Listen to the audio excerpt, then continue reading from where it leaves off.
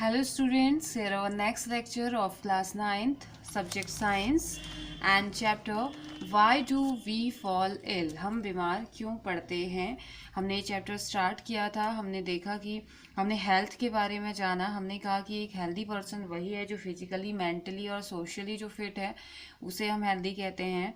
और सिग्निफिकेंस जाने हमने हेल्थ के, और हमने जाना कि जो डिफरेंस होता है हेल्थी और हेल्थी होने में और डिजीज़ फ्री, या डिजीज़ क्या डिजीज़ होती है, क्या हेल्थ भी हेल्दी पर्सन होता है, ये हमने जाना। और हमने ये भी जाना कि हमारी बॉडी में जितनी भी एक्टिविटीज़ होती है ऑलमोस्ट सभी इंटरकनेक्टेड रहती हैं, एक दूसरे से जुड़ी हुई रहती हैं, और साथ ही साथ मिलके वो क्या करती हैं, फंक्शन करती है। हमारी बॉडी में जितने भी फंक्शन होते हैं उसमें एक ऑर्गन दूसरे ऑर्गन से, एक सेल दूसरे सेल से मिलके काम करता है। और साथ ही साथ हमने ये जाना कि सेल जो है वो एक डायनेमिक मूवमेंट करता है, यानी कि कुछ ना कुछ मूवमेंट हमारे सेल में होते ही रहता है। ठीक है, और साथ ही साथ ये हमें पता चला कि जो सेल है वो protein, carbohydrate, fat and fat से मिलके बना हुआ है, और भी बहुत सारे ऐसे केमिकल सब्सटेंस है जिनसे मिलके सेल बना है, और सेल आगे जाके फंक्शन करता है। ठीक है, और हाँ, और हमने क्या जाना था, हमने जाना कि पर्सनल एंड कम्युनिटी इशू भी मैटर करते हैं हेल्दी होने में या हेल्थ के लिए, क्योंकि अगर हमारे आसपास का इन्वायरमेंट, अगर आसपास के सराउंडिंग क्लीन नहीं होगा, हमारे आसपास की सोसाइटी में भी अगर क्लीननेस नहीं होगी, हम कहीं पर भी रहें तो वहाँ पे हम हेल्दी नहीं हो सकते हैं। ठीक है, फिर हमने distinction between health and disease के बारे में हमने जाना। हमने कहा कि हेल्थ, द वर्ड हेल्थ जो है उसका मीनिंग क्या है, द वर्ड डिजीज़ है उसका मीनिंग क्या है। तो जब हम हेल्थ की बात करते हैं तो if this is what we mean by health, what do you mean by disease, तो अगर जितना हमने अभी तक पढ़ा था उसे हेल्थ कहा जाए तो डिज़ीज़ क्या होता है हमने ये भी जाना। हमने कहा कि अनकंफर्टेबल, जब हमारी बॉडी खुद से अच्छा नहीं फील कर रही होती है, जब हम अनकंफर्टेबल फील कर रहे होते हैं, dis means without and ease means comfortable, जहाँ पे कंफर्टेबिलिटी नहीं आ रही है, हम कंफर्टेबल नहीं फील कर रहे हैं, तो हो सकता है वो एक डिजीज़ हो। ठीक है, तो ये हमने पढ़ा था। आज हम पढ़ने वाले हैं डिजीज़ एंड इट्स कॉज में हमने what does disease look like की हमने बात करी थी। हमने पूछा था कि हमें बताया गया था कि सिम्टम, और इसमें हमें बताया था कि सिम्टम और साइन में डिफरेंस होता है। सिम्टम हो सकता है कि जैसे एग्जांपल हमें हेडेक के दिया था, तो हेडेक एक सिम्टम है। बहुत सारी हो सकता है कि एक स्ट्रेस की वजह से वो हो रहा हो, या बहुत रेयर केस है कि मेनिंजाइटिस नाम की बीमारी से वो हो रहा हो। मतलब कि सिम्टम होना जरूरी नहीं कि आपको किसी बीमारी की तरफ इंडिकेट करता है, लेकिन साइन जो है वो किसी एक डिजीज़ का साइन वो हो सकता है। उसके बाद भी जो फिजिशियन होते हैं लेबोरेटरी टेस्ट करते हैं तब वो कंप्लीट बता पाते हैं। तो आज हमने पढ़ना है एक्यूट एंड क्रोनिक डिजीजेस। ठीक है, तो एक्यूट एंड क्रोनिक डिजीज चलिए स्टार्ट करते हैं। The manifestation of disease, manifestation means प्रदर्शन करना, घोषणा करना या दिखाना, ये सारी चीज़ें। The manifestation of disease will be different depending on a number of factor। जब भी आप डिजीज़ की बात करते हैं, आप जब भी डिजीज़ को डिफाइन करेंगे, तो जो ये डिजीज़ है जब भी इसके बारे में बताएंगे तो ये अलग अलग होता है, डिपेंड करता है, अलग अलग फैक्टर्स पे डिपेंड करता है, आप किस बेसिस पे इसे बताएंगे। One of the most obvious factor that determine how we perceive the disease, its duration। तो एक मोस्ट ऑब्वियस फैक्टर ये है, ये डिटरमाइन करता है कि डिजीज़ का टाइम क्या है, डिजीज़ कितने टाइम तक है, या डिजीज़ को हम कैसे समझते हैं, वो उसका ड्यूरेशन है। परसीव मीन्स समझना। ठीक है, कैसे हम उसे समझते हैं, एक मोस्ट ऑब्वियस फैक्टर है कि टाइम, और कैसे हम समझें कि डिजीज़ को उसके टाइम ड्यूरेशन के हिसाब से अगर हम समझना चाहें तो some diseases last for only very short period of time. तो कुछ डिजीज होती हैं जो कि बहुत छोटे टाइम के लिए रहती हैं, and these are called acute diseases. तो एक्यूट डिजीजेस वो डिजीजेस होती हैं जो कि बहुत शॉर्ट पीरियड ऑफ टाइम के लिए रहती हैं, यानी कि जैसे कि कफ कोल्ड थोड़े दिनों के लिए रहता है, 2-3 दिन के लिए, हमेशा के लिए प्रॉब्लम नहीं क्रिएट करता है ना। तो we all know from experience that the common cold last only a few days. हमें पता है क्योंकि कॉमन कोल्ड सभी को होता है ऑलमोस्ट, और ये थोड़े दिन तक ही रहता है, तो ये किस में आ जाएगा, एक्यूट में आ जाएगा। अदर अलाइनमेंट मीन्स बीमारी, other alignment can last for a long time, बाकी बीमारियां जो कि बहुत लंबे टाइम तक रहती हैं, even as much as a lifetime, कुछ बीमारियां ऐसी होती हैं जो पूरे लाइफ टाइम चलते रहती हैं, वो ठीक ही नहीं हो पाती हैं, and are called chronic diseases, उनको क्या कह दिया जाता है, क्रॉनिक डिजीजेस। तो यहाँ पे को दो टाइप की डिजीज हमें देखने को मिली, first one is acute and second one is chronic. Acute disease वो डिजीज जो कि बहुत छोटे टाइम के लिए रहती हैं और ठीक हो जाती हैं, क्रॉनिक डिजीजेस वो जो कि बहुत लंबे टाइम तक रहती हैं और कभी कभी लंबे टाइम तक भी रहती हैं, और कभी कभी ऐसा होता है कि पूरी लाइफ भी वो रहती है।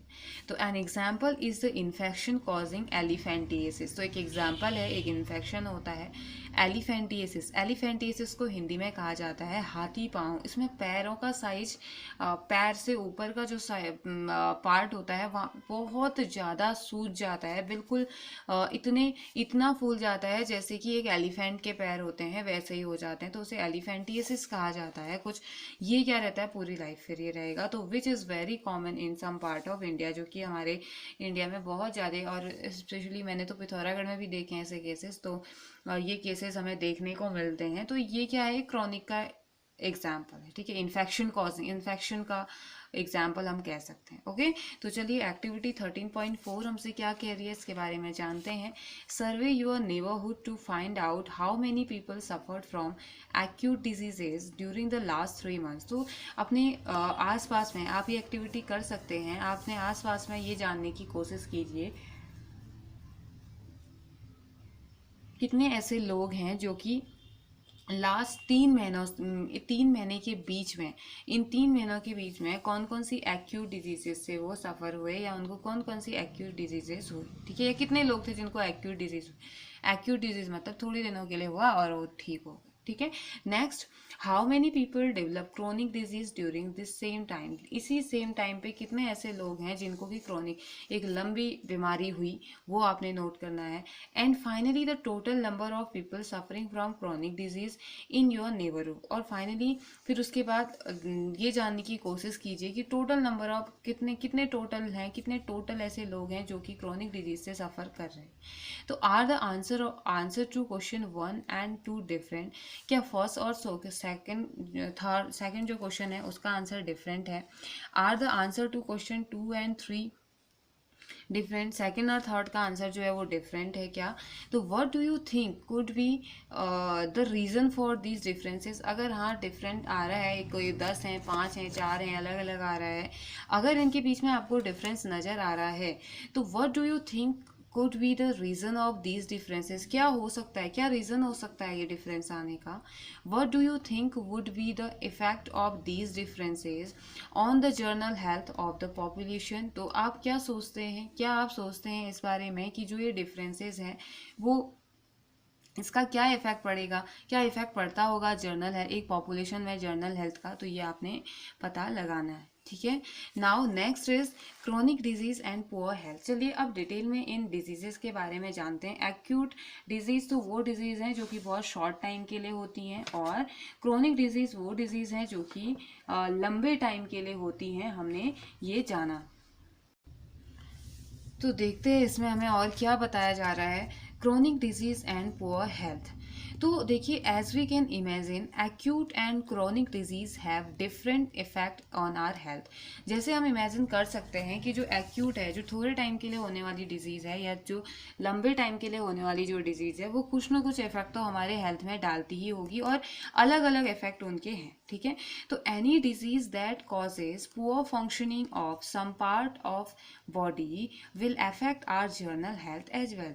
तो कोई भी डिजीज जो कि होती है किस वजह से, हमारे बॉडी पार्ट्स के पुअर फंक्शनिंग, हमारे बॉडी का पार्ट अच्छे से फंक्शन नहीं कर रहा है, तभी तो डिजीज पकड़ा ना, तभी तो बीमारी हुई। तो यही वो बोल रहा है कि कोई भी डिजीज जो कि कॉज करता है हमारी बॉडी का ठीक से फंक्शन नहीं कर पाने की वजह से, या इसकी वजह से, डिजीज की वजह से अगर ऐसा हो रहा है, तो ये हमारी जर्नल हेल्थ को भी अफेक्ट करता है। This is because all function of the body are necessary for general health. इसीलिए अगर हम चाहते हैं हमारी बॉडी के हर एक इसीलिए this is because all function of the body are necessary for general health. हमारी जनरल हेल्थ के लिए ये ज़रूरी है कि हमारा जो बॉडी है, हमारी जो बॉडी है वो काम करे, उनको उसको काम अच्छा फंक्शन, अच्छी तरीके से फंक्शन करना ज़रूरी है। अगर हमारी हेल्थ अच्छी चाहिए हमें, तो मीन्स की प्रॉपर फंक्शन हमारी बॉडी को करना चाहिए। अगर हमारी बॉडी प्रॉपर फंक्शन कर रही है तो मीन्स हमारी हेल्थ अच्छी है। बट एन एक्यूट डिजीज़, अगर हम एक्यूट डिजीज़ की बात करें which is over very soon, जो थोड़े टाइम बाद ठीक हो जाती है, will not have time to cause major effect on a general health. इसके पास इतना टाइम नहीं होता है कि ये हमारी जर्नल हेल्थ को बहुत लंबे टाइम तक इफेक्ट कर सके या हमारी जर्नल हेल्थ को इफेक्ट कर सके। While a chronic disease will do so, chronic disease ऐसा कर सकती है, क्यों कर सकती है, हमारी जर्नल हेल्थ को इफेक्ट क्यों कर सकती है, क्योंकि क्रोनिक डिजीज एक लंबे टाइम तक रहने वाली डिजीज है हमारी बॉडी में, जो लंबे टाइम तक रहती है, और उसकी वजह से उसके आसपास के ऑर्गन हो सकता है खराब हो जाए, वो अपने आसपास के सेल्स को डैमेज कर दे, आसपास के टिश्यूज को डैमेज कर दे। तो बहुत सारी पॉसिबिलिटी है कि जब जो हमारी क्रोनिक डिजीज होती है किसी को, तो वो अफेक्ट करती है उसके जर्नल हेल्थ को। ठीक है, तो as an example think about a cough and cold which all of us have from time to time. चलिए एक एग्जाम्पल आपको दिया है, आपको इमेजिन करना है कि लास्ट टाइम जब आपको कफ और कोल्ड हुआ था, जो कि हर किसी को होता है, time to time season change होते रहता है, गर्मी से हम सर्दी में एंटर करते हैं, सर्दी से गर्मी में हम एंटर करते हैं, तो उस टाइम पे काफ़ी टाइम हम देखते हैं कि हमें कफ एंड कोल्ड हो जाता है, तो सभी को ये होता है, तो वो कंडीशन हमने इमेजिन करनी है। Most of us get better and become well within a week or so. तो हमें से बहुत सारे लोग एक हफ्ते के अंदर ठीक हो जाते हैं, एक हफ्ते के अंदर हमारी सर्दी जुकाम खांसी ठीक हो जाता है। And there are no bad effect on our health, इससे कोई भी गंदा इफेक्ट हमारे हेल्थ में नहीं पड़ता है। बहुत ज़्यादा, हाँ थोड़ी बहुत प्रॉब्लम तो होती है, अब डिजीज़ तो है, लेकिन बहुत ज़्यादा प्रॉब्लम ये कॉज नहीं करता है। We do not loss weight, हमारा वेट कम नहीं होता है। We do not become short of breath, हमारी सांस नहीं रुक जाती है, हमारी सांस छोटी छोटी नहीं हो जाती है। We do not feel tired all the time because of a few days of cough and cold. तो थोड़े दिनों के कफ और कोल्ड की वजह से हम लगातार थके थके से नहीं फील करते हैं, हम हमेशा, हमारा वेट कम नहीं हो जाता है, हमारी सांसों की जो मोमेंट है वो शॉर्ट नहीं हो जा रही है। हाँ उस टाइम पे थोड़ा बहुत प्रॉब्लम हो रहा है, but we get infected with a chronic disease such as tuberculosis. लेकिन अगर दूसरी जगह, ये तो क्योंकि क्या था, एक्यूट थी, जबकि अगर हम किसी क्रोनिक डिजीज की बात करें, जैसे ट्यूबरक्लोसिस जो कि एक बैक्टीरिया से होने वाली डिजीज, जैसे टीबी कहा जाता है, अगर लंग्स वाली ट्यूबरक्लोसिस हो जाए, तो यहाँ पे को जो इंसान है वो क्या करता है, then bring ill over the air, पूरे साल भर वो बीमार ही फील करता है, और does not make us and does make us loss weight and feel tired all the time. तो ये क्या करता है, ये ट्यूबरक्लोसिस जब हो जाता है, तो इसकी वजह से पर्सन जो है, जो इससे सफ़र कर रहा है, जिसको ये बीमारी हुई है, वो उसका वेट लॉस हो जाता है, और साथ ही साथ वो बहुत ज़्यादा थका थका सा हर टाइम फील करता है। We may not go to school for a few day if we have an acute disease. अगर हमें एक्यूट डिजीज़ है तो शायद हम थोड़े दिनों के लिए स्कूल ना जाएं, एक दो दिन के लिए स्कूल नहीं जाएंगे, घर में रेस्ट करेंगे, ठीक हो जाएंगे। But a chronic disease will make it difficult for us to follow what is being taught in school and reduce your our ability to learn. लेकिन अब देखिए, अगर क्रॉनिक डिजीज़ हुई है, हमें एक्यूट डिजीज़ हुई है, तो हम एक दो दिन स्कूल नहीं गए, फिर स्कूल गए, तो हम ठीक है, हमें जो सिखा रखा है हम अपने फ्रेंड से नोट्स ले लेंगे, अपने टीचर से क्वेश्चन पूछ लेंगे अगर डाउट है हमें, और वो डाउट हमारे क्लियर हो जाएंगे। लेकिन इसके दूसरी साइड, अगर वो डिजीज़ क्रॉनिक डिजीज़ हो गई, हमने थोड़े दिन घर में रह गए, और उसके बाद अगर हम स्कूल जा रहे हैं, तो स्कूल जाने के बाद भी हमारा ध्यान नहीं लगेगा पढ़ने में, और वहाँ क्या हो जाएगा, हम अनकंफर्टेबल फील होते रहेंगे, हमें कहीं पेन हो रहा है, कहीं कुछ हो रहा है, ये डिफ़िकल्ट कर देगा कि हमें क्या पढ़ाया जा रहा है स्कूल में, हम उसे फॉलो करें, इसको डिफ़िकल्ट कर देगा। और साथ ही साथ हमारी जो लर्निंग एबिलिटी है, सीखने की जो एबिलिटी है, उसे भी वो कम कर देगा। In other word, we are likely to have prolong general poor health if we have a chronic disease. अगर हमें क्रॉनिक डिजीज हो गई, तो हमारी जो हेल्थ है, एक लंबे टाइम तक हम पुअर हेल्थ से सफ़र करते रहेंगे। ठीक है, chronic diseases therefore have very drastic long term effect, तो chronic effect on people's health as compare to acute disease. तो जो क्रॉनिक डिजीजेज हैं वो बहुत ड्रास्टिक इफेक्ट डालती हैं, बहुत गहरा प्रभाव डालती हैं ह्यूमन की हेल्थ में, अगर हम कंपेयर करते हैं किससे, एक्यूट डिजीज से, थोड़े टाइम के लिए होने वाली डिजीज़। क्योंकि एक्यूट डिजीजेस कोई प्रॉब्लम नहीं क्रिएट करती हैं, जबकि जो क्रॉनिक डिजीजेज हैं वो प्रॉब्लम क्रिएट करती हैं। ठीक है। तो चलिए अब जानते हैं कि कॉजेज क्या हैं, ये बीमारियां होती ही क्यों हैं, इसके रीजन क्या क्या हैं, इसको जानते हैं। ठीक है, what causes of disease, what causes disease.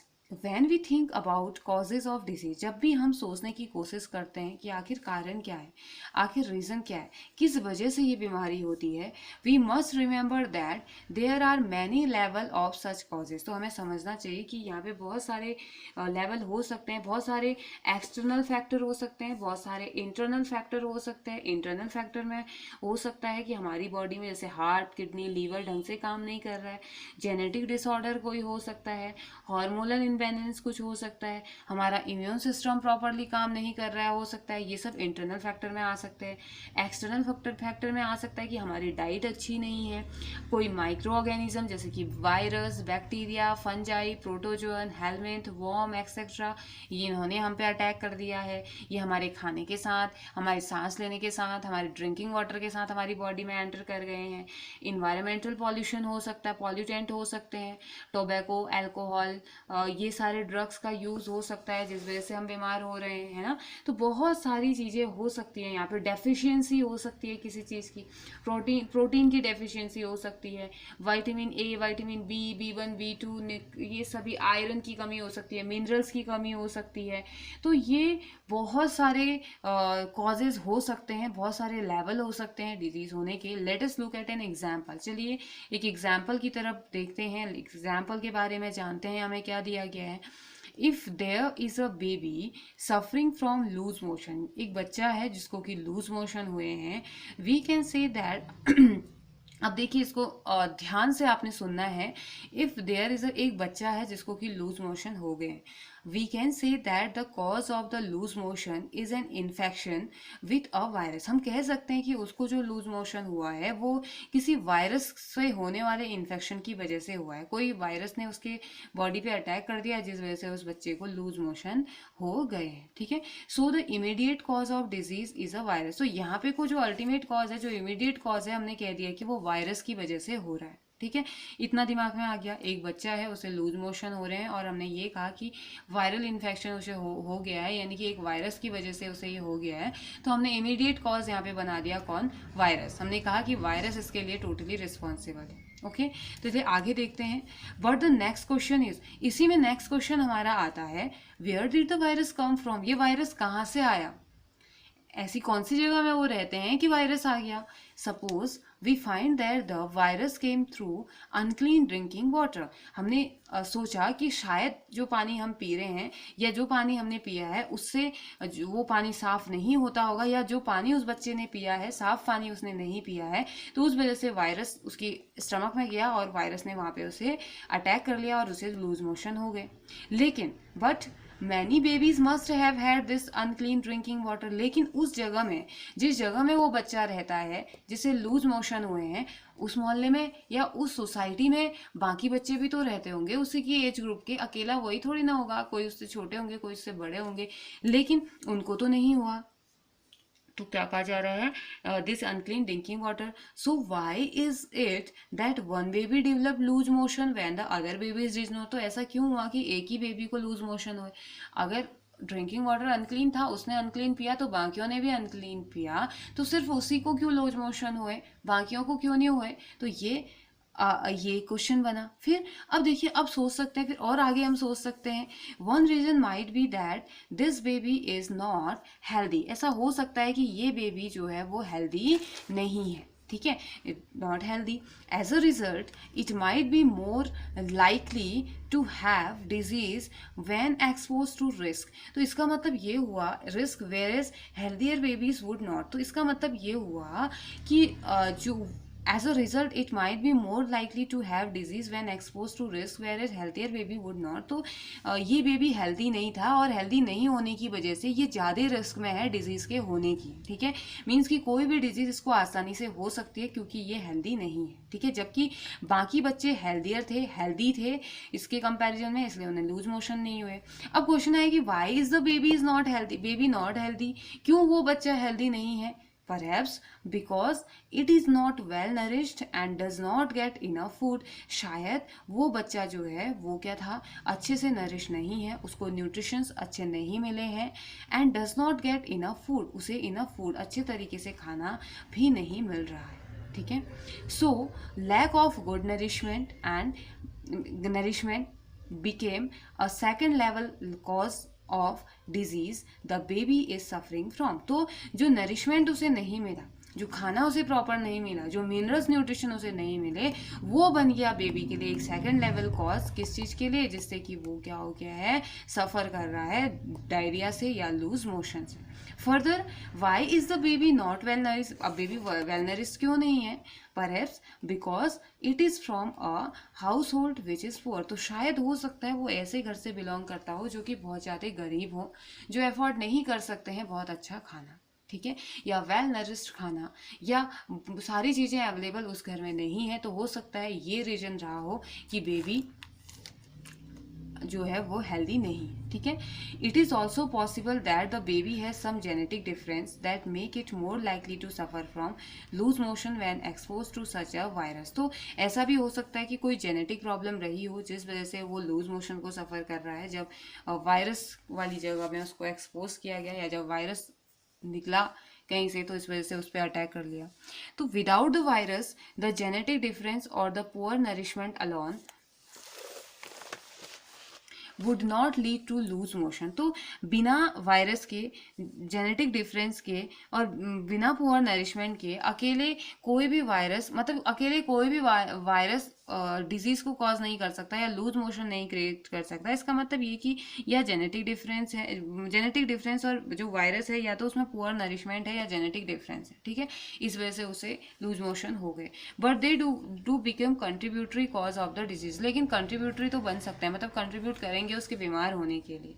Y was there no clean drinking water for the baby. अब एक क्वेश्चन तो ये भी आता है ना कि उस जगह पे क्यों नहीं अवेलेबल है, साफ पानी क्यों नहीं अवेलेबल है बच्चे के लिए. Perhaps because the public service are poor where the baby's family lives. हो सकता है कि जहाँ पे वो बेबी रहता है, जहाँ पे उस बच्चे का फैमिली रहती है, वहाँ पे जो पब्लिक सर्विस है वो अच्छी तरीके से नहीं हो रही है. सो पॉवर्टी और lack of public service become third level cause of the baby's disease. तो पहला लेवल तो कौन था? वायरस. दूसरा लेवल क्या बना कि वो वेल नरिश नहीं था, एक पुराने घर, सॉरी गरीब फैमिली से वो क्या करता है, बिलोंग करता है. और तीसरा कॉज हमारा आया थर्ड लेवल कॉज का, कि बेबी की डिजीज का, कि पब्लिक सर्विस वहाँ पे को अच्छी नहीं है, ठीक है.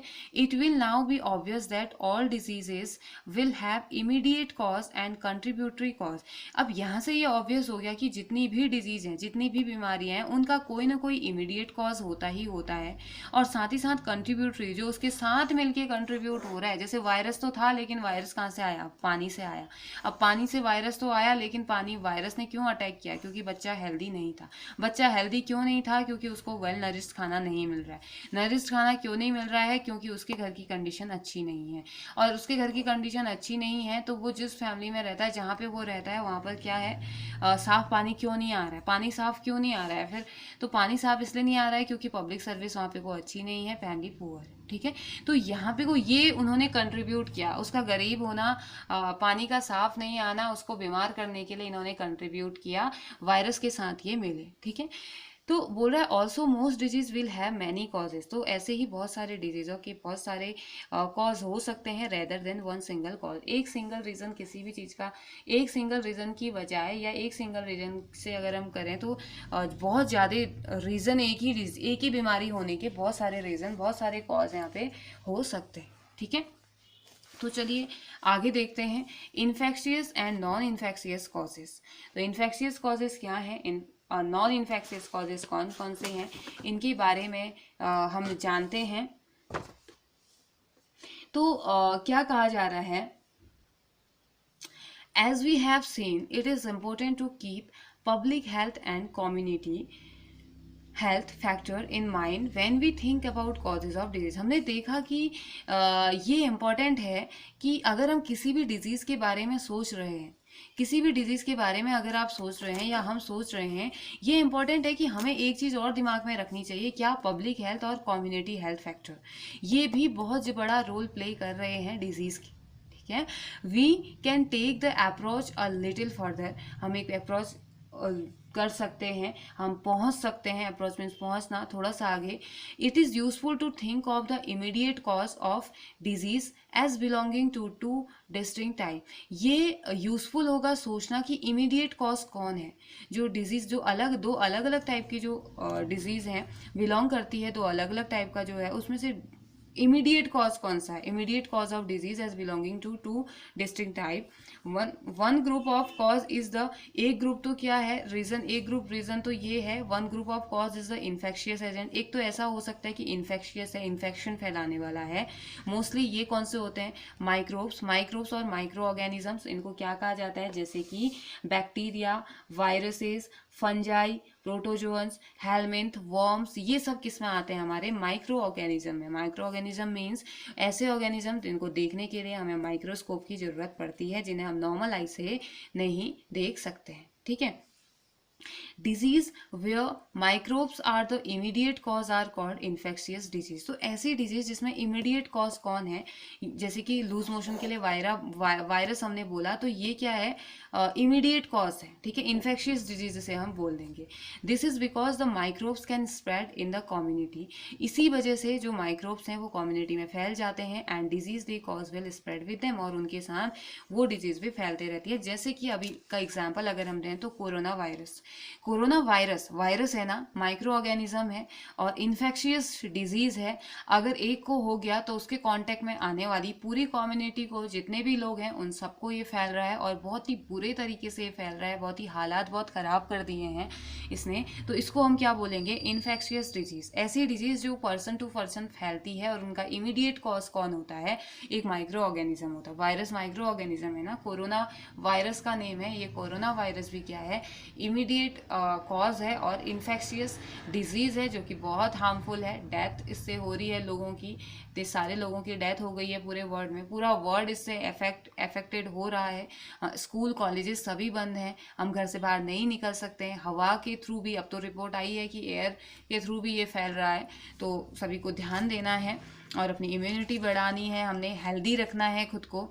तो चलिए, इससे पहले कि आगे बढ़ें तो कुछ चीज़ें हैं, थिंक टू पॉन्डर, यानी कि कुछ चीज़ें विचार करने योग्य चीज़ें हम देखते हैं। हम कुछ सोचने को कहा जाएगा, जैसे do all disease spread to people coming in contact with a sick person. क्या सभी की सभी बीमारियां किसी बीमार इंसान के कांटेक्ट में आने से होती हैं, येस और नो। क्या सारी की सारी बीमारियां ऐसी हैं, अगर आपने किसी को टच कर दिया या किसी के कांटेक्ट में आ गए तो आपको भी हो जाएगी, तो नहीं होती हैं। बहुत सारी बीमारियां ऐसी होती है जिससे हमें कोई फर्क नहीं पड़ता सामने वाला बीमार है या नहीं है, हम नॉर्मल कांटेक्ट में आने से हमें वो डिजीज नहीं होती है। What are the disease that are not spreading, कौन सी वो डिजीज हैं जो कि नहीं फैलती हैं। How would a person develop those disease that don't spread by contact with a sick person. तो हाउ वुड अ पर्सन, कैसे, how would a person develop those disease, कैसे, लेकिन अगर किसी सिक पर्सन के कांटेक्ट में आने से वो बीमारी नहीं होती है, तो फिर उस इंसान को वो बीमारी होती कैसे है। जैसे मान लिया जाए मुझे बुखार है, तो मेरा बुखार, मैं ये कह रही हूँ कि बुखार नहीं, मुझे कोई भी प्रॉब्लम है, जैसे मेरा पेट में पेन हो रहा है, तो आप मेरे कांटेक्ट में आए, तो मेरे स्टमक पेन से आपका कोई लेना देना नहीं है, आपको नहीं फैलेगा वो। अब तो ऐसा ही तो मेरे साथ भी हुआ होगा ना, मैं भी किसी के कांटेक्ट में आई हूँ, पेट में दर्द, तो मुझे किसी के भी कांटेक्ट में आने से नहीं होना चाहिए था। फिर वो डिजीज जो किसी के कांटेक्ट में आने से नहीं होती है, किसी बीमार पर्सन के कांटेक्ट में आने से नहीं होती है, तो वो किसी को होती कैसे है, ये शुरुआत कैसे होती है, ये शुरू कैसे होता है, ये होता कैसे, मुझे कैसे हुआ, फिर वो, ये हमें जानना है, ठीक है। इसके बारे में हमने सोचना है। चलिए जानते हैं आगे क्या दिया है।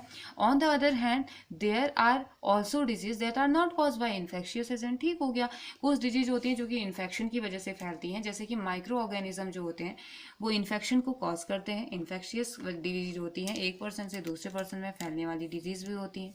दूसरी तरफ ऐसी डिजीज होती हैं जो कि किसी भी इन्फेक्शियस एजेंट की वजह से नहीं होती है। देयर कॉजेज वेरी, अलग अलग इसके कॉज हो सकते हैं, इसके रीजन क्या हो सकते हैं, अलग अलग हो सकते हैं, but they are not external causes, ये एक्सटर्नल कॉजेज नहीं हो सकते हैं। जैसे कि माइक्रोब्स हो गया, ये माइक्रो ऑर्गेनिज्म की वजह से नहीं होते हैं। That can spread in the community, microbes तो क्या कर देता है, पूरी कम्युनिटी में फैला देता है। Instead these are mostly internal non infectious causes, तो जबकि ये क्या होते हैं, नॉन इन्फेक्शियस होते हैं और मोस्टली इंटरनल होते हैं और नॉन इन्फेक्शियस होते हैं, ठीक है। जैसे example, some cancer are cause by genetic abnormalities, कुछ कैंसर होता है जेनेटिक एबनॉर्मलिटी, जीन्स की एबनॉर्मलिटीज की वजह से होता है। जैसे high blood pressure can be cause by excessive weight and lack of exercise. जो हाई ब्लड प्रेशर होता है, बीपी के जो मरीज होते हैं, हो सकता है उनका वेट ज़्यादा है और वो एक्सरसाइज कम करते हैं, इस वजह से उन्हें हुआ है। तो अब बीपी वाले के कांटेक्ट में आएंगे, कैंसर वाले के कांटेक्ट में आएंगे, तो वो कभी नहीं फैलेगी वो डिजीज। तो नॉन इन्फेक्शियस है ना, वो माइक्रोब से नहीं फैलती है। तो you can think of many other disease where the immediate cause will not by infection. जहाँ पे को आप सोच सकते हैं ऐसी बहुत सारी बीमारियां जहाँ पे इमीडिएट कॉज इन्फेक्शन नहीं है, मतलब फैलने वाली डिजीज नहीं है, किसी और वजह से वो हो रही है। ये बहुत अलग अलग टाइप की इसके रीजन क्या हो सकते हैं, अलग अलग हमें देखने को मिल सकते हैं, ठीक है। Now turn your page.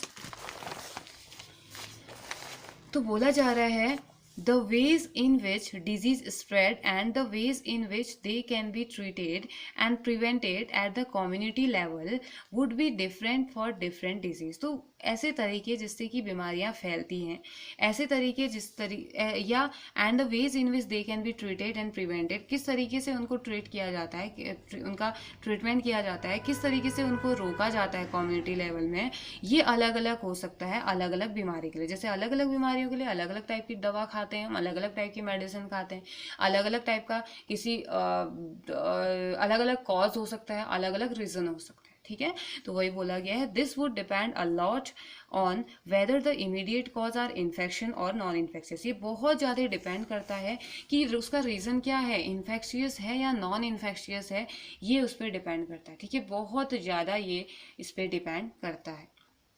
तो देखिए आपको क्वेश्चन दिए हुए हैं यहाँ पे, list any 3 reason why you would think that you are sick and ought to see a doctor. If only one of these symptoms were present, would you still go to the doctor? Why and why not? तो बोल रहा है कि आप ऐसे 3 reason दीजिए कि आपको लग रहा है कि आप बीमार हो और आपको डॉक्टर को दिखाना चाहिए। अगर वहाँ पे को कुछ एक ही सिम्टम कुछ सिम्टम दिखाई दे रहे हैं, ऑन वन ऑफ दीज, इनमें से कोई भी एक सिम्टम दिखाई दे रहा है, सिम्टम प्रेजेंट है, तो क्या अभी भी आप डॉक्टर के पास जाएंगे तो क्यों, वाई, और नहीं जाएंगे तो वाई नॉट, ठीक है। Next question, in which of the following case do you think the long term effect on your health are likely to be most unpleasant. तो आप कौन से केस में आप सोचते हैं कि लॉन्ग टर्म इफेक्ट आपकी हेल्थ में पड़ेगा, जो आपको अनप्लीजेंट फील करवाएगा। इफ़ यू गेट जॉइंडिस, अगर आपको जॉइंडिस हो जाएगा, जॉइंडिस मीन्स पीलिया, अगर पीलिया हो रहा है तब आपका लॉन्ग टर्म इफेक्ट होगा, या जब आपके सिर में जुएं आ जाएंगे, इफ़ यू गेट लाइस तब होगा। If you get acne, pimple वगैरह होते हैं ना फेस में, अगर वो हो जाएगा, तो इन तीनों में से कौन सी ऐसी कंडीशन है, कौन सी ऐसी बीमारी है जो लॉन्ग टर्म इफेक्ट आपकी हेल्थ पे छोड़ जाएगी या छोड़ेगी, और क्यों छोड़ेगी, ठीक है। अगर जॉइंडिस तो क्यों, लाइस है तो क्यों, एक्ने है तो क्यों, ठीक है, ये आपने बताना है। तो चलिए इससे पहले कि हम इन्फेक्शियस डिजीज की तरफ आगे बढ़े, यहाँ पे हमें कुछ दिया गया है, peptic ulcer and Nobel prize, ठीक है। अल्सर होते हैं घाव का हो जाना, घाव, और उसमें फिर बहुत ज़्यादा इरिटेशन होती है। नॉर्मली स्टमक अल्सर के बारे में शायद यहाँ पे आपको बताया गया है, चलिए देखते हैं। For many years, everybody used to think that peptic ulcer which cause acidity-related pain and bleeding in the stomach and duodenum, were because of lifestyle reason। बहुत सालों तक ये माना जाता था, हर कोई यही सोचता था कि जो पेप्टिक अल्सर है वो एसिडिटी रिलेटेड पेन होता है और स्टमक और डिओडिनम जो होता है उसकी ब्लीडिंग की वजह से होता है, ठीक है, उसमें होने वाली ब्लीडिंग की वजह से होता है, ऐसा माना जाता रहा था, ठीक है। बहुत टाइम तक यही माना गया, और ये माना गया कि ये होता है, और ये किस वजह से होता है नॉर्मली, मतलब मेन रीजन जो माना गया ना, मेन रीजन ये माना गया कि लाइफस्टाइल प्रॉब्लम, हम कुछ भी खा देते हैं, कुछ भी करते हैं, एक्सरसाइज नहीं कर रहे हैं, तो इस वजह से अल्सर हो जाता है, ये माना जाता रहा था। Everybody thought that a stressful life lead a lot of acid secretion in the stomach। हम सब लोग यही सोचते थे कि अगर लाइफ में बहुत ज़्यादा स्ट्रेस है, बहुत ज़्यादा अगर हम परेशान रहते हैं, तो उस टाइम पे हमारा जो स्टमक है बहुत ज़्यादा अमाउंट में एसिड का सिक्रेशन करता है, and eventually cause peptic ulcer, और उसकी वजह से पेप्टिक अल्सर हो जाता है, ये मानते थे, ठीक है। बहुत टाइम तक यही माना गया। उसके बाद 2 Australian made a discovery that bacterium Helicobacter pylori was responsible for peptic ulcer। उसके बाद दो साइंटिस्ट आए, ऑस्ट्रेलिया में रहने वाले दो साइंटिस्ट थे। उन्होंने डिस्कवर किया कि एक बैक्टीरिया होता है जिसका नाम क्या होता है, हेलिकोबैक्टर पाइलोरी, जिसे हेलिकोबैक्टर पाइलोरी के नाम से हम जानते हैं। वो रिस्पॉन्सिबल है पैप्टिक अल्सर के लिए।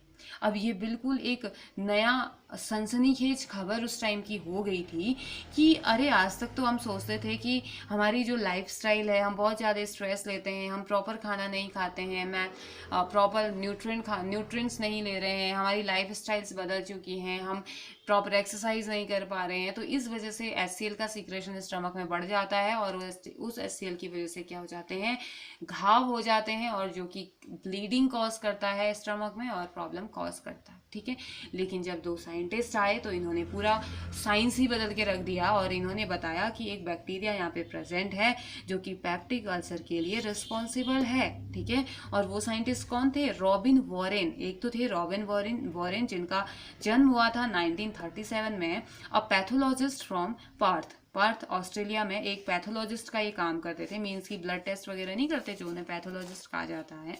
तो पैथोलॉजिस्ट का ये काम करते थे, पैथोलॉजी लैब बोलते हैं ना, इसीलिए बोलते हैं उन्हें। ठीक है, ये पैथोलॉजिस्ट का ये काम करते थे। तो saw these small curved bacteria in the lower part of the stomach in many patient। उन्होंने देखा कि जो बहुत सारे पेशेंट उनके पास आते हैं जिनको कि अल्सर हुआ है, तो अब उन्होंने उस पर रिसर्च करनी स्टार्ट कर दी। उन्होंने कहा कि जानता तो हूँ आखिर क्या होता है जब अल्सर हो जाता है। तो उन्होंने बहुत सारे पेशेंट को देखा, बहुत सारे पेशेंट के को चेक किया, तो उन्होंने देखा कि हर एक बहुत सारे जो पेशेंट हैं उनके स्टमक के लोअर पार्ट में कुछ छोटे छोटे कर्व्ड फॉर्म में घूमे हुए बैक्टीरिया लाइक उन्हें कुछ दिखाई दिया। ठीक है, उन्होंने नोटिस किया, he notice that signs of inflammation were always present around this bacteria. उन्होंने नोटिस किया कि जो इन्फ्लेमेशन, जो जलन है, जो इरिटेशन है, वो हमेशा प्रेजेंट रहती है इन बैक्टीरिया के आसपास। और उसके बाद उन्होंने कहा बैरी मार्शल, ये तो कौन से थे, रॉबिन वॉरेन 1937, और दूसरे जो थे बैरी मार्शल जिनका जन्म हुआ था 1951। इनसे काफ़ी छोटे ये थे, तो एक यंग क्लिनिकल फेलो थे, उनके साथ काम करते थे। इन्होंने इंटरेस्ट जगाया, became interested in Warren's finding and succeed in cultivating the bacteria from these source। तो ये इंटरेस्टेड थे कि ये क्या काम कर रहे हैं, मैं भी करना चाहता हूँ, मैं भी इसके बारे में जानना चाहता हूँ। इन्होंने इंटरेस्ट दिखाया और इन्होंने क्या किया, इन्हीं सोर्सेज से, अल्सर वाले पेशेंट्स की ही बॉडी से इन्होंने क्या किया, इन बैक्टीरिया को अब लेबोरेटरी में ग्रो करवाना स्टार्ट किया। इन्होंने इनका कल्चर किया। ठीक है, इनको क्या कर दिया, कल्टीवेट करना स्टार्ट किया इन बैक्टीरियाज को। हार्मफुल बैक्टीरियाज को कल्टीवेट करने का रीज़न ये होता है कि ताकि हम उनको उनके लिए उनके अपोजिट मेडिसिन बना सकें, उनको ख़त्म करने की प्रोसेस हम ढूंढ सकें। ठीक है, तो इसलिए उनका कल्चर किया जाता है, उनकी प्रॉपर्टीज़ के बारे में हम जानें, आखिर वो किस फैमिली से बिलोंग करते हैं, कैसा उनका इफेक्ट है, क्या क्या वो करते हैं, क्या क्या नुकसान पहुंचा सकते हैं, उनको रोकने का तरीका क्या है, ये जानने के लिए बैक्टीरिया को कल्टीवेट करना, उनका टाइम टू टाइम ऑब्जर्वेशन करना बहुत ज़रूरी होता है। अगर ऑब्जर्वेशन नहीं हुआ तो हम कुछ नहीं कर सकते, हम उनके लिए कोई दवाई हम नहीं बना सकते, कोई मेडिसिन नहीं हो सकती है, कुछ नहीं हो सकता। तो इसलिए उसे कल्चर करना जरूरी था। तो इसे उन्होंने क्या किया, ग्रो करवाना स्टार्ट किया। तो बोल रहा है इन ट्रीटमेंट स्टडी, जब ट्रीटमेंट, अब इन्होंने ग्रो करवाया, थोड़ा बहुत इसके बारे में जाना, जब ट्रीटमेंट स्टडी हो रही थी तो martial and Warren shows that patient could be cured of peptic ulcer only when the bacteria were killed of from the stomach. तो इन्होंने देखा, जब ये ट्रीटमेंट कर रहे थे, जब ये ट्रीटमेंट स्टेट में पहुंचे, ट्रीटमेंट करना इन्होंने स्टार्ट किया, तो इन्होंने देखा कि सिर्फ वही लोग, तो वही पेशेंट क्योर्ड हो रहे हैं पैप्टिक अल्सर से, वही पेशेंट ठीक हो रहे हैं अगर कुछ इस तरीके से का कर दिया जाए कि पेट में ही उस बैक्टीरिया को मार दिया जाए। ठीक है, जहां पर वो बैक्टीरिया ग्रो कर रहा है वहां पे कुछ ऐसी मेडिसिन का यूज किया जाए कि जिससे कि बैक्टीरिया की डेथ हो जाए, तो वो क्या हो जा रहा है, उसके बाद पेशेंट ठीक हो जा रहा है, वो क्योर्ड हो जा रहा है। तो बोल रहा है कि थैंक्स टू, और यहाँ से एक बहुत बड़ी डिस्कवरी हुई थी कि पैप्टिक अल्सर किसी लाइफस्टाइल प्रॉब्लम की वजह से नहीं, एक बैक्टीरिया की वजह से होता है। ठीक है, एक बैक्टीरिया उसके लिए रिस्पॉन्सिबल है जो कि इन्फ्लेमेशन कॉज करता है। अगर इस बैक्टीरिया को मारने की मेजर हो जाए, इस बैक्टीरिया को अगर हम मार पाए चाहें तो स्टमक में ही अगर किल कर दें बिना हार्म पहुंचाए उस पर्सन को, तो ये पेप्टिक अल्सर जो है वो क्योर हो सकता है। तो उसके बाद बोला गया थैंक्स टू दिस पॉइनियरिंग डिस्कवरी, तो इस डिस्कवरी को, इस अग्रणी, पॉइनियरिंग मीन्स होता है अग्रणी, एक बहुत अच्छी डिस्कवरी यहाँ पे को हुई और इस डिस्कवरी की बेसिस पे मार्शल एंड वॉरेन को थैंक्स का एक बड़ा सा थैंक है हम सबकी तरफ से। Peptic ulcer disease is no longer chronic, अब ये क्रोनिक डिजीज नहीं मानी जाती है, अब ये ठीक हो जाती है। Frequently disabling condition but a disease that can be cured by a short period of treatment with antibiotics, लेकिन जो डिजीज है वो फ्रिक्वेंटली डिसेबलिंग है और क्रॉनिक नहीं रह गई है, और एक डिजीज जो कि लंबे टाइम तक हम क्योर कर सकते हैं short period of treatment, antibiotic से शॉर्ट टाइम के लिए ही कर सकते हैं।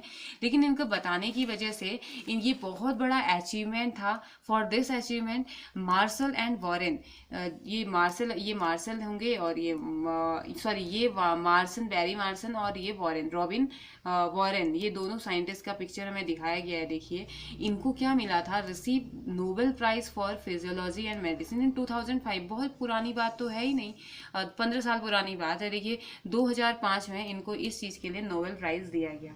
2005 से पहले लोग, या 3-4 जब भी इन्होंने बताया होगा, तो उससे पहले लोग यही सोचते थे कि लाइफस्टाइल प्रॉब्लम, उससे पहले न जाने कितने लोगों की इस पेप्टिक अल्सर से डेथ हुई होगी, क्योंकि पता ही नहीं चला कि बैक्टीरिया की वजह से होता है। ठीक है, तो अब हमें पता है कि बैक्टीरिया की वजह से हो रहा है, तो इस बैक्टीरिया के अपोजिट काम करेंगे, इस बैक्टीरिया को मार दिया जाएगा, तो जिसको अल्सर है वो उससे ठीक हो जाएगा। ठीक है, तो चलिए आगे बढ़ते हैं इन्फेक्शियस डिजीज की तरफ। तो इन सबसे पहले तो बात करते हैं इन्फेक्शियस डिजीज, तो हमने पढ़ लिया, जो कि एक इमीडिएट कॉज होता है जो फैलता है पर्सन टू पर्सन, उसे हमने इन्फेक्शियस डिजीज बोल दिया। अब आता है इन्फेक्शियस एजेंट्स, ये फैलाने वाले एजेंट कौन होते हैं, किसकी वजह से ये डिजीज हमें फैलती है, क्या होता है जब ये डिजीज फैल जाती है। ठीक है, तो चलिए देखते हैं। We have seen the entire diversity seen in the living world, हमने लिविंग वर्ल्ड में इतनी बड़ी डाइवर्सिटी की हमने बात करी, इसको क्लासीफाई किया था ग्रुप्स में। This classification is based on common characteristics between different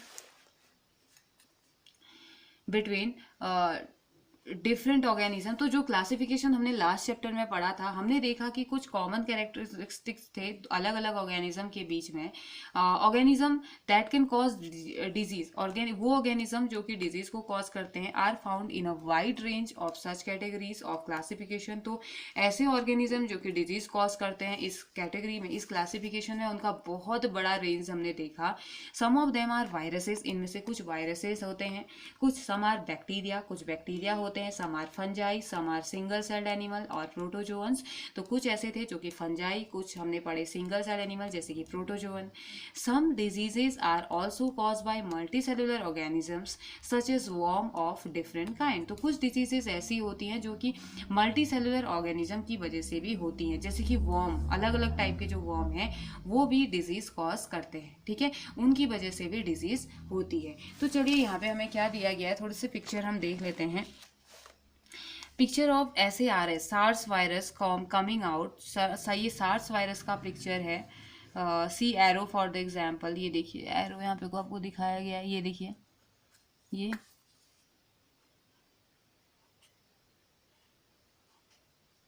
ये सार्स वायरस दिखाया गया है आपको। Of the surface of an infected cell, एक सेल है, उस सेल की सरफेस में ये कुछ इस तरीके से ये वायरस क्या होता है, चिपक जाता है। The white scale line represent 500 nanometer, ये जो वाइट स्केल लाइन है ये 500 नैनोमीटर को रिप्रेजेंट कर रही है, which is 1/1000 of a millimeter, 1 millimeter का 1000 ये होता है, और which is half a micrometer, micrometer का हाफ होता है।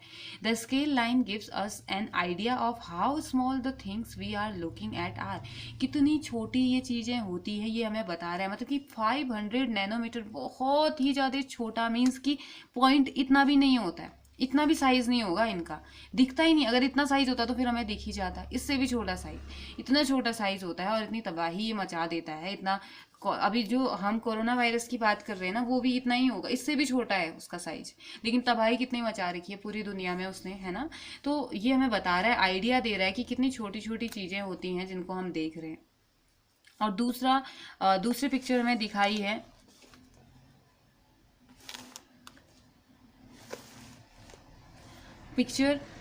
Picture of picture of staphylococci, the bacteria which can cause acne, जिससे एक्ने पिंपल वगैरह फेस पे हो जाते हैं दाने जैसे, जो कॉज करता है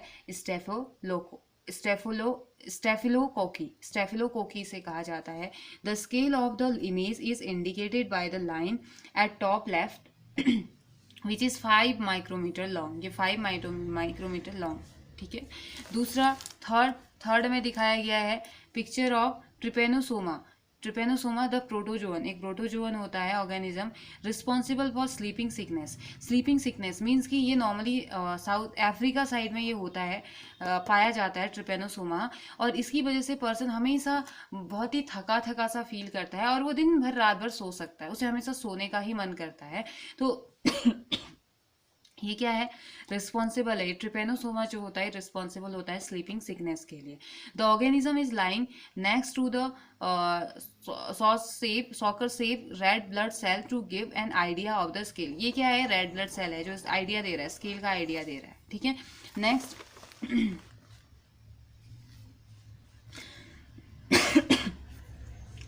sorry for disturbance. Next one is picture of लेस्मानिया।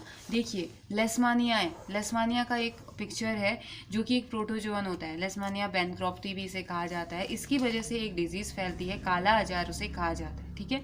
तो the organism are oval shape, ये ऑर्गेनिज्म ओवल शेप का होता है, ओवल स्ट्रक्चर इसका होता है। Each has a long whip like structure, एक लंबा सा विप लाइक, ये फ्लैजिला भी जिसे कहा जाता है, विप लाइक स्ट्रक्चर इसका होता है। वन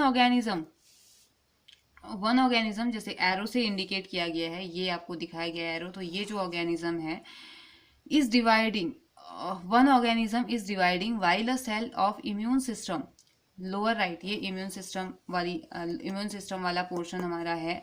तो while a cell of a immune system has gripped on the 2 waves of the dividing, 2 waves इसके हैं, डिवाइडिंग है organism, and is sending cell process up to eat up the organism. ये कोशिश कर रहा है कि इसको क्या करे, हमारा जो इम्यून सिस्टम है इसको डाइजेस्ट कर दे या इसे खा ले। The immune cell is about 10 micrometer in diameter, तो जो इम्यून सेल होते हैं वो 10 माइक्रोमीटर डायमीटर के आसपास से होते हैं, ठीक है। Next one is picture of an adult round warm, ये राउंड वॉर्म है, एक राउंड वॉर्म ये है, एस्केरिस इसे कहा जाता है, एस्केरिस लुम्ब्रिकॉइडिस इसका नाम होता है, इज अ टेक्निकल नेम, या इसे क्या कहते हैं साइंटिफिक नेम इसका होता है। फ्रॉम द स्मॉल इंटेस्टाइन, ये स्मॉल इंटेस्टाइन पे हमारे अटैक करता है। The ruler next to it, ये रूलर जो दिखा रखा है, shows 4 centimeter to give us an idea of the scale, तो आइडिया स्केल में इतना ही इसकी लेंथ होती है और हमारे स्मॉल इंटेस्टाइन में ये अफेक्ट करता है, ठीक है। तो ये हमने कुछ डिजीजेस के बारे, कुछ ऑर्गेनिजम्स के बारे में जाना जो कि डिजीज कॉज करते हैं, ठीक है। तो चलिए अब डिटेल में इनको जानते हैं, डिटेल में इनके बारे में पढ़ते हैं। Common examples of disease caused by viruses are the common cold, कुछ कॉमन एग्जाम्पल क्या है, जैसे कि कॉमन कोल्ड हमें हो गया, इन्फ्लुएंजा है, डेंगू, फीवर एंड एड्स। तो ये कॉमन एग्जाम्पल है डिजीज के जो कि वायरस की वजह से होते हैं। कॉमन कोल्ड होता है तो उसके लिए रिस्पॉन्सिबल है वायरस, इन्फ्लुएंजा है तो उसके लिए वायरस, डेंगू फीवर है तो उसके लिए वायरस। अब डेंगू फीवर के लिए आप बोलोगे कि मच्छर होता है ना, अभी आगे पढ़ेंगे। एड्स के लिए भी क्या होता है, वायरस रिस्पॉन्सिबल होता है, ठीक है। Disease like typhoid, fever, cholera, tuberculosis and anthrax are caused by bacteria. तो देखिए कुछ डिजीज हैं जो कि वायरस की वजह से हो रही हैं, कुछ डिजीज हैं जो कि बैक्टीरिया की वजह से हो रही हैं, और many common skin infection are caused by different kind of fungi. तो कुछ ऐसी डिजीज हैं जो कि अलग अलग टाइप के किसकी वजह से हो रहे हैं, फंजाई की वजह से हो रहे हैं, डिजीज कॉजिंग फंजाई की वजह से हो रहे हैं, ठीक है। Protozoan microbes cause many familiar disease, जो प्रोटोजोअन्स होते हैं वो भी बहुत सारी डिजीज को कॉज करते हैं, सच एज मलेरिया। प्रोटोजो अब ये भी कहोगे कि ये भी मच्छर की वजह से होता है मलेरिया, है ना, तो अभी पढ़ेंगे इसके बारे में। मलेरिया एंड काला आजार ये भी किसकी वजह से होता है, ये होता है प्रोटोजोअन माइक्रोब की वजह से। देखिए हमने क्या पढ़ा, हमने सबसे पहले पढ़ा वायरस, वायरस की वजह से common cold, influenza, dengue and AIDS होता है, और typhoid, fever, cholera, tuberculosis and anthrax ये किसकी वजह से होता है, बैक्टीरिया की वजह से होता है। Many common skin infection are cause by the different kind of fungi protozoan. यानी कि हमने क्या पढ़ा कि कुछ डिजीज ऐसी हैं, जो बहुत सारी डिजीज ऐसी हैं जिसमें कि वायरस, बैक्टीरिया, फंजाई, प्रोटोजोआ ये क्या है, ये रिस्पॉन्सिबल हैं इन डिजीजेस के लिए।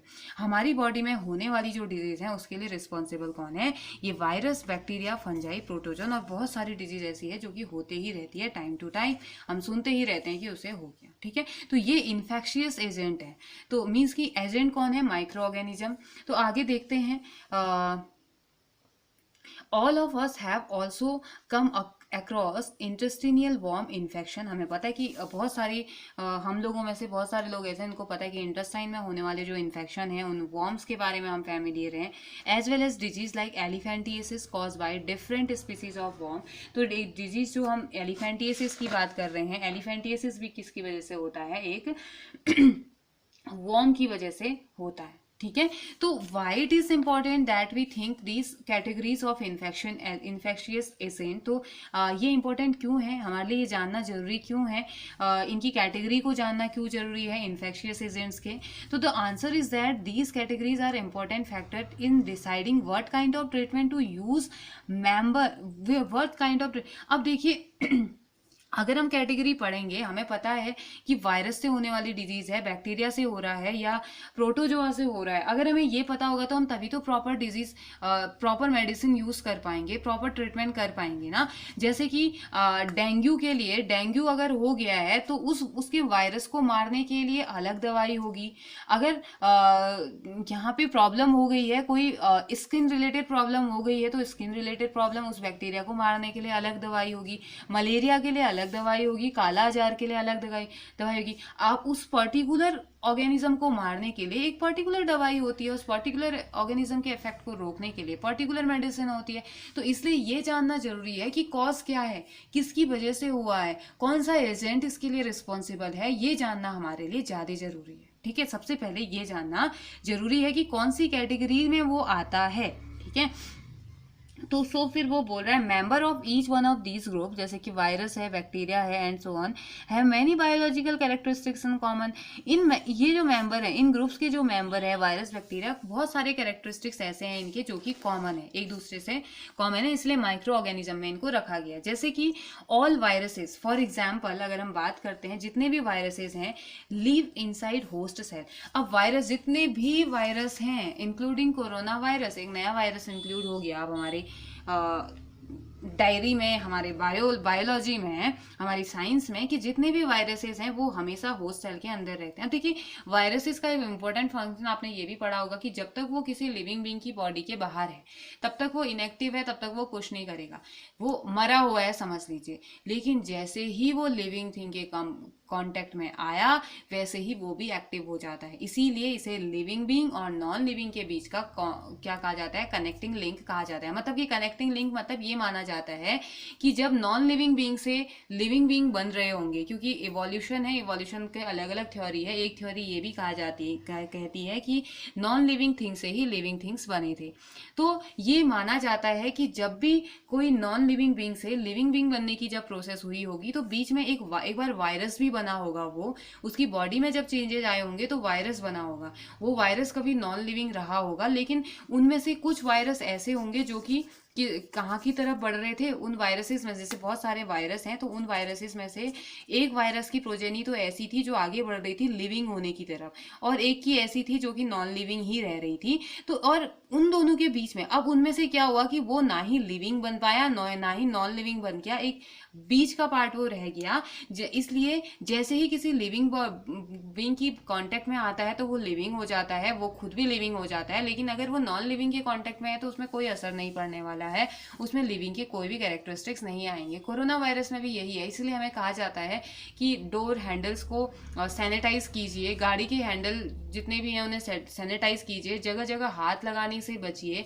चेयर में अगर आप कहीं पे जाते हैं, किसी ऑफिस में जा रहे हैं तो खुद को सैनिटाइज कीजिए, वहां से आने के बाद सैनिटाइज कीजिए। आप अगर एटीएम में जा रहे हैं तो वो भी तो नॉन है ना, नॉन लिविंग है, उससे पहले कोई इन्फेक्शन हुआ है जिसको उसने अगर किया होगा तो उसकी बॉडी से तो वहां पे गया ही ना, वो उसने अगर काम किया वहां पे। तो अब जैसे ही वो उसके कांटेक्ट में आएगा जो कि लिविंग है तो वैसे ही वो क्या हो जाता है, उसकी बॉडी में एंटर करना स्टार्ट कर जाता है।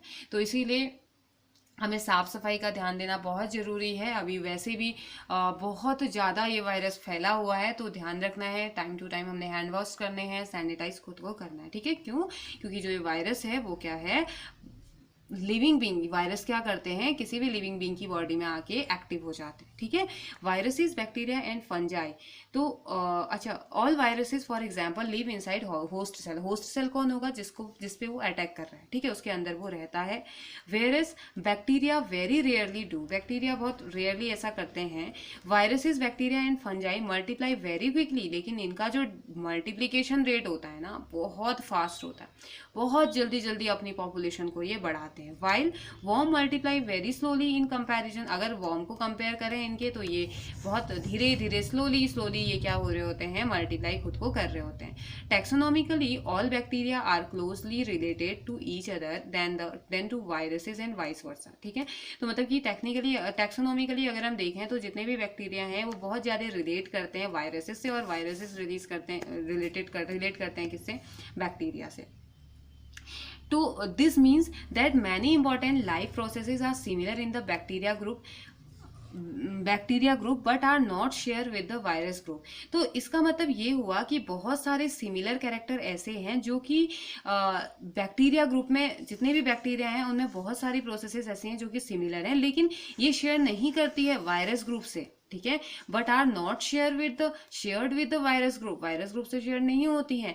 As a result drugs that block one of these life processes in one member of the group is likely to be effective against many other member of the group. तो इसका मतलब ये कि एक बीमारी मतलब कि बैक्टीरिया का, किसी बैक्टीरिया ने अटैक किया, बैक्टीरिया तो बहुत तरीके के हैं, हजारों बैक्टीरिया हैं, लेकिन उनमें से एक बैक्टीरिया ने बॉडी में अटैक किया। अब बैक्टीरिया है मतलब कुछ ना कुछ कैरेक्टर, सारे बैक्टीरिया को हमने एक ग्रुप में रखा है, इसका मतलब बैक्टीरिया में हमने रखा है उसको, तो उसका मतलब ये हुआ कि बहुत सारे कैरेक्टर उनके सिमिलर हैं, इसलिए एक ग्रुप में रखा है। मतलब जैसे ह्यूमन बींग है, हम सब में बहुत ज्यादा सिमिलरिटी है, इसलिए ह्यूमन बींग में हमको रखा हुआ है। तो वैसे बैक्टीरिया है, इनमें बहुत ज्यादा सिमिलरिटी देखने को मिली, बहुत ज्यादा सिमिलर ये हैं। तो अगर एक बैक्टीरिया ने अटैक किया, उसके लिए कोई दवाई हमने खाई, बैक्टीरिया को मारने वाली दवाई खाई, तो उस ग्रुप में प्रेजेंट जितने भी बैक्टीरिया हैं वो दवाई सबके लिए इफेक्टिव होगी, ठीक है। तो इसलिए ये जानना जरूरी है, किस बैक्टीरिया से हुआ है, ये जानने से पहले भी ये जानना जरूरी है कि बैक्टीरिया से हुआ है या वायरस से हुआ है, ठीक है।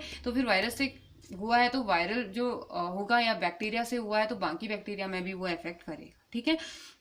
But the same drug will not work against a microbe belonging to a different group. लेकिन वही उसी बैक्टीरिया को मारने वाली दवाई कभी भी वायरस को मारने वाली दवाई से मैच नहीं करेगी, ठीक है। वायरस उससे नहीं मरेगा, पैथोजन उससे नहीं मरेगा, या प्रोटोजोन उससे नहीं मरेगा, ठीक है, क्योंकि वो अलग प्रॉपर्टी शो कर रहा है, वो अलग है, तभी तो उसको दूसरे ग्रुप में रखा गया है ना। तो चलिए आगे देखते हैं, आगे क्या कहा जा रहा है। As an example let us take antibiotics. Example हम ले रहे हैं एंटीबायोटिक्स का। They commonly block biochemical pathway important for bacteria. Antibiotics का क्या काम होता है कि जो ये बैक्टीरिया का पाथवे है उसे ब्लॉक कर देते हैं, बैक्टीरिया को आगे नहीं बढ़ने देते हैं। Many bacteria for example make a cell wall to protect themselves. तो बहुत सारे बैक्टीरिया ऐसे होते हैं ना, खुद को बचाने के लिए बाहर से अपनी एक सेल वॉल बना देते हैं, एक वॉल अपने चारों तरफ वो बना देते हैं। द एंटीबायोटिक पेनिसिलिन, पेनिसिलिन का नेम आपने सुना होगा। तो ये एंटीबायोटिक पेनिसिलिन क्या करती है, block the bacterial process that built the cell wall. तो ये क्या कर देती है, अगर पेनिसिलिन का इंजेक्शन लगा दिया जाए तो जो बैक्टीरिया अपने आप को बचाने के लिए जो बाहर से वॉल बना रहा होता है ना, उसको वो ये रोक देता है, पेनिसिलिन वो वॉल बनने ही नहीं देता है। तो अब बैक्टीरिया क्या हो गया, as a result the growing bacteria become unable to make their cell wall. तो अपनी सेल वॉल ये बना नहीं पा रहा है, खुद को प्रोटेक्ट नहीं कर, सेल वॉल नहीं बन रही है, मतलब वो खुद को प्रोटेक्ट नहीं कर पाएगा, ठीक है। एंड डाई इजीली, थोड़े टाइम बाद उसकी डेथ हो जाएगी, क्योंकि प्रोटेक्ट कर ही नहीं पा रहा है, क्योंकि वही सेल है जो उसको प्रोटेक्ट कर सकती है। अब human cells don't make a cell wall anyway. हम तो कोई सेल वॉल नहीं बनाते अपनी बॉडी के बाहर। कभी ऐसा देखा कि अगर हम काश की हम सेल वॉल बना पाते, अगर बना पाते तो अच्छा होता, हम भी क्या होते, अभी वायरस से बच जाते हैं ना। हो सकता था वायरस, फिर कोरोना वायरस हमें भी अटैक नहीं कर पाता। तो लेकिन ह्यूमन बॉडी ऐसी नहीं है, ह्यूमन बॉडी कोई सेल्स नहीं बनाती है। तो अब क्या है, so penicillin can not have such an effect on us. तो हम पे कोई इफेक्ट ये नहीं डाल सकता है। क्यों? क्योंकि अगर हमारी भी सेल वॉल होती बाहर से तो ये तो हमारी सेल वॉल को भी तोड़ देता ना, क्योंकि इसका तो इफेक्ट यही है, इसका तो काम ही यही है, सेल वॉल जो बन रही है उसे तोड़ो। तो इसने किसकी सेल वॉल तोड़ दी, उस बैक्टीरिया की जिसकी जो सेल वॉल डेवलप कर रहा है अपने चारों, ठीक है। तो बोल रहा है Penicillin will have this effect on any bacteria that use such process to for making cell wall. अब पेनिसिलिन हर एक उस बैक्टीरिया पे काम करेगा जो बैक्टीरिया अपने बाहर सेल वॉल बनाता होगा खुद के प्रोटेक्शन के लिए, ठीक है। भले कोई सा भी बैक्टीरिया है उस पर ये अटैक कर देगा और सेल वॉल उसकी नहीं बनाने देगा, ठीक है। Similarly many antibiotics work against many species of bacteria rather than simple working against one. तो इसी तरीके से बहुत सारी एंटीबायोटिक्स ऐसी हैं जो कि बहुत सारे बैक्टीरिया की, एक ही बैक्टीरिया के लिए नहीं, बहुत सारी बैक्टीरिया के अगेंस्ट ये काम करते हैं, किसी एक के लिए काम ना करके, ठीक है। तो एंटीबायोटिक्स का फायदा ये है कि हालांकि एंटीबायोटिक्स का यूज़ नहीं करना चाहिए, बहुत कम यूज़ इसका करना चाहिए, क्योंकि अगर एंटीबायोटिक्स का यूज़ बहुत लंबे टाइम तक हम करते हैं तो उससे प्रॉब्लम हो जाती है इम्यून सिस्टम वीक होने का। लगातार बार बार दूसरी डिजीज़ हो सकता है, दूसरी डिजीज़ में फिर हम मेडिसिन प्रॉब्लम हो जाए हमें। तो नॉर्मली जो एंटीबायोटिक्स होती हैं उनका काम क्या होता है, एक बहुत सारी स्पीसीज के लिए, एक ही सिंगल एक इंडिविजुअल के लिए ना होके पूरे स्पीसीज के लिए या बहुत सारी स्पीसीज के लिए ये काम करता है, ठीक है। तो but viruses do not use these pathways at all. तो वायरस ऐसा पाथवे यूज ही नहीं करते, वो कोई सेल वॉल नहीं बनाते हैं अपना सर्वाइविंग के लिए, ठीक है।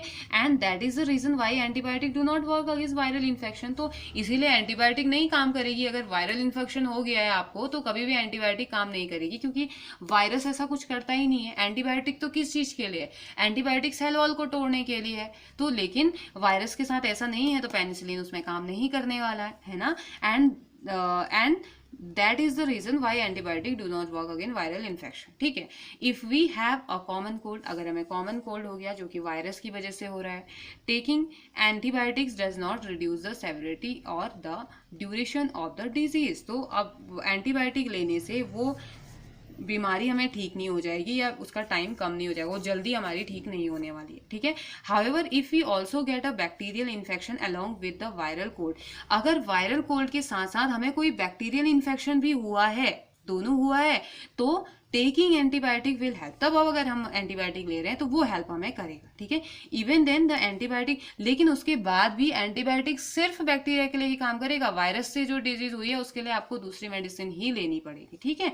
तो even then the antibiotic will work only against the bacterial part of the infection, not the viral infection. कभी भी जो एंटीबायोटिक वाला पार्ट है वो वायरल के लिए कभी काम नहीं करेगा, वो हमेशा काम किसके लिए करेगा, बैक्टीरियल के लिए ही काम करेगा, ठीक है। बैक्टीरिया से हुई डिजीज के लिए ही वो काम करेगा, ओके। तो नाउ देखिए एक्टिविटी हमें दी गई है, find out how many of you in your class had cold cough fever recently. तो जब आप स्कूल में थे तो आप याद कीजिए कि आप लोगों में से कितने लोगों को कोल्ड कफ फीवर हुआ था उसी बीच हाल फिलहाल, और ये कितने टाइम तक रहा था। How long did the illness last, how many of you took antibiotics, ask your parents if you had antibiotics. आप अपने पेरेंट्स से पूछिए, अगर आपको खुद को हुआ था तो आप पूछिए अपने पेरेंट्स से कि आपने क्या कितनी एंटीबायोटिक्स ली थी, क्या आपने एंटीबायोटिक्स ली थी। How long were those who took antibiotic ills, तो वो कितने टाइम तक इल रहे थे जिन्होंने एंटीबायोटिक ली थी, कितने टाइम तक बीमार रहे थे जिन्होंने एंटीबायोटिक ली थी। How long were those who didn't take antibiotic ill, और वो लोग जिन्होंने एंटीबायोटिक नहीं ली थी वो कितने टाइम तक बीमार रहे थे या उनको कितने टाइम तक कफ कोल्ड रहा था। और is there a difference between these two groups, क्या इन दो ग्रुप्स के बीच में डिफरेंस था या कोई डिफरेंस आपको देखने को मिला, जिसने एंटीबायोटिक ली जिसने नहीं ली, कोई लंबे टाइम बाद ठीक हुआ, मतलब किसी ने 3-4 दिन ज़्यादा लिए, किसी ने 3-4 दिन कम लिए क्या।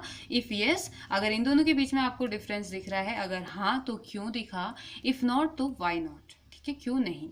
तो ये हमने जानना है, ये एक्टिविटी आप कर सकते हैं, ठीक है। तो आज हमने क्या पढ़ा, आज हमने देखा इन्फेक्शियस डिजीज़ के बारे में हमने जाना, और हमने पढ़ा कॉजेज़ ऑफ डिजीज़ की हमने बात करी, chronic disease and poor health की हमने बात करी, acute disease and chronic disease की हमने बात करी, infectious and non infectious causes की हमने बात करी, और हमने देखा कि कितने अलग अलग टाइप के माइक्रोब्स हैं, कितने अलग अलग टाइप के इन्फेक्शियस एजेंट हैं जो कि डिजीज़ को कॉज करते हैं। हमने एंटीबायोटिक कहाँ काम करेगी, एंटीबायोटिक बैक्टीरिया में काम करती है, ये हमने जाना। और हम क्यों करती है बैक्टीरिया में काम, क्योंकि बैक्टीरिया की एक प्रॉपर्टी होती है कि वो क्या करता है, सेल वॉल बनाता है खुद को ग्रो करने के लिए, लेकिन जो एंटीबायोटिक होती है वो इस सेल वॉल को तोड़ देती है, ठीक है। तो इसलिए वो अब ग्रो नहीं कर पाता है, डेथ हो जाती है ना। और हमने ये भी जाना कि एंटीबायोटिक वायरस में काम नहीं करेगी, क्योंकि वायरस की ऐसी कोई प्रॉपर्टी ही नहीं होती है। तो ये सारी चीजें हमने जानी। अब नेक्स्ट लेक्चर में हम पढ़ेंगे मीन्स ऑफ स्प्रेड और organ specific and tissue specific manifestation की हम बात करेंगे, और बहुत सारी प्रिंसिपल्स ऑफ ट्रीटमेंट, हमने बहुत सारी इंटरेस्टिंग चीज़ों के बारे में जानना है आगे जो हमारा आने वाला है चैप्टर इसमें।